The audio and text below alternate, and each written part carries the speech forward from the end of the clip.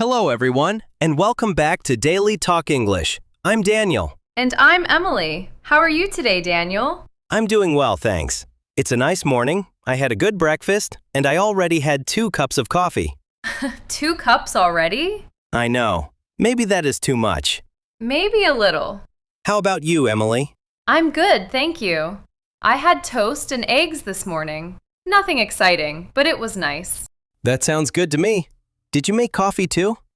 Of course. I cannot start my day without coffee. Same here. Actually, Daniel, something awkward happened to me this morning. Oh no, what happened? I saw my neighbor in the elevator. Okay. I said, "Good morning." She said, "Good morning," and then nothing. Oh, that is a very familiar situation. It was so quiet. I looked at the elevator numbers. She looked at her phone. Then I looked at the elevator numbers again. And suddenly the elevator feels very slow. Exactly. I wanted to say something, but my brain was empty. That happens to so many people. You know English, you know words, you know grammar. But after hello, you do not know what to say next. Yes, that is exactly my problem. Well, that is our topic today. Really? Yes, today we are talking about small talk. Small talk. Small talk is a short, easy, friendly conversation. It is the kind of conversation you have with a neighbor, a coworker, someone at the bus stop, or someone waiting in line at a coffee shop. So it is not a deep conversation about life. Right. You do not need to talk about big problems, serious news, or personal questions. Small talk is light. It is simple.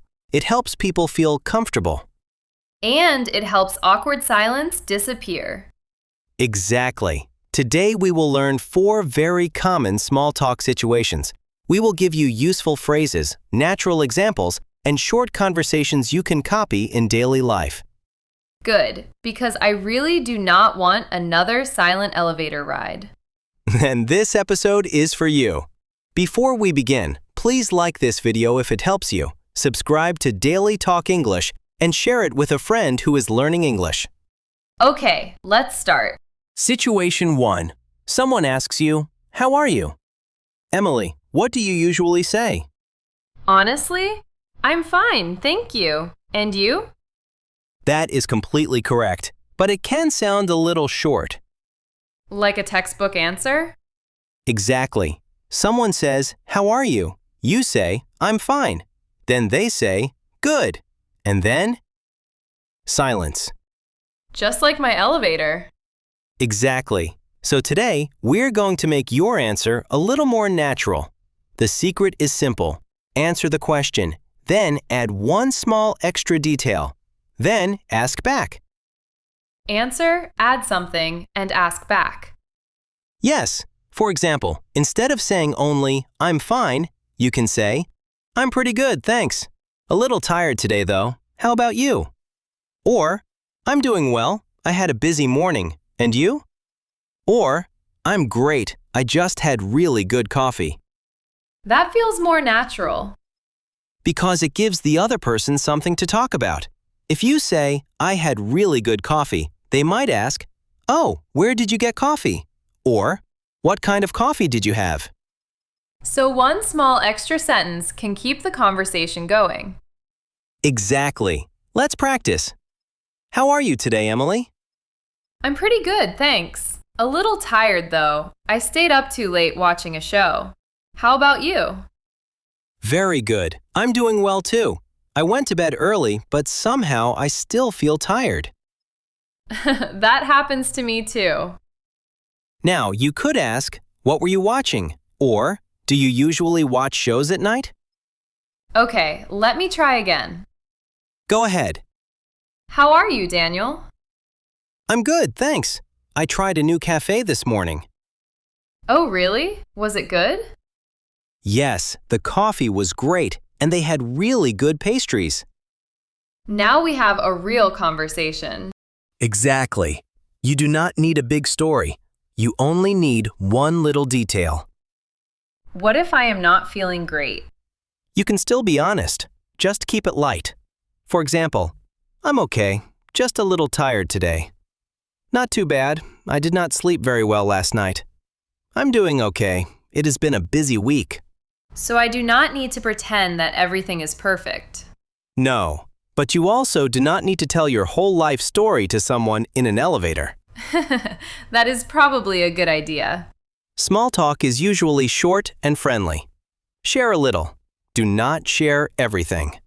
Let's do one more practice. Okay. Good morning, Emily. How are you? Good morning, Daniel. I'm doing well, thanks. I went for a walk before work, and the weather was beautiful. How about you? I'm great. I wish I had time for a walk this morning. See, we started with, how are you? And now we are talking about walking. That is the power of adding one little extra sentence. Situation 2. Talking about the weather. The most famous small talk topic in English. Yes, some people think weather talk is boring, but it is actually very useful. Because everyone can see the weather. Exactly. It is safe, it is easy, and you can use it with almost anyone. Your neighbor, your coworker, someone waiting for the bus, someone in a store. How do I start? Here are some simple phrases. It's such a nice day today. Wow, it got cold so quickly. This rain came out of nowhere. I can't believe how hot it is today. It finally feels like spring. I like this rain came out of nowhere. That is a very natural one. Let's practice. Wow, it's really cold today. I know. I thought it was going to be warmer, so I did not bring a heavy jacket. Same here. I looked outside this morning and I still chose the wrong clothes. That happens to me all the time. See, we started with the weather. Then we talked about jackets. Now we are having a friendly conversation. No deep topic, just clothes. Exactly. Small talk often starts with very small things. Can I ask a question after talking about the weather? Of course, that is a great way to continue the conversation. For example, it's supposed to be nice this weekend. Do you have any plans? It has been so rainy lately. Do you like rainy weather? This heat is crazy. Do you usually like summer? Let me try. It's such a nice day today. Are you doing anything outside later? Perfect. Very easy and friendly. What about rain? Can I complain a little? Yes, a little complaining is very common in small talk. You can say, "Can you believe this rain? I forgot my umbrella again. I hope it stops before I go home." And the other person might say, me too. Exactly. People often connect through small shared problems. Rain, traffic, a long line at the coffee shop, a busy morning. So weather is like an easy door into a conversation. That is a great way to say it. Situation 3. Talking about weekend plans. This one is very common at work. Especially on Friday. People often ask, "Any plans for the weekend? Are you doing anything this weekend? Got anything fun planned?" Sometimes I feel pressure to have an exciting answer. You do not need an exciting answer. Not much is completely fine. Really? Really, you can say, "Not much. I think I'll just relax at home. I'm meeting a friend for dinner on Saturday. I'm not sure yet. Maybe I'll watch a movie. I have a few errands to do, but nothing big. I'm going to visit my family." So simple is okay. Simple is perfect. Small talk is not a competition. Let's practice. Any plans for the weekend, Emily? Not much, actually. I think I'll clean my apartment, get some groceries, and maybe meet a friend for coffee. That sounds nice. Which friend are you meeting? My friend Sarah. She just moved to a new apartment. Oh, exciting. Is she close to your place? Yes, actually. Only about 10 minutes away. See? Even not much became a conversation. Because I added a small detail. Exactly. Now, what about Monday? On Monday, people ask, "How was your weekend?" Yes, they may also say, "Did you have a good weekend?" Or, "What did you get up to this weekend?" What did you get up to means, what did you do? Exactly. It is a common, friendly phrase. To answer, you can say, "It was really nice. I relaxed and watched a movie." "It was busy, but good. I visited my family." "It was quiet. I stayed home and cooked." "It was fun. I went out for dinner with some friends."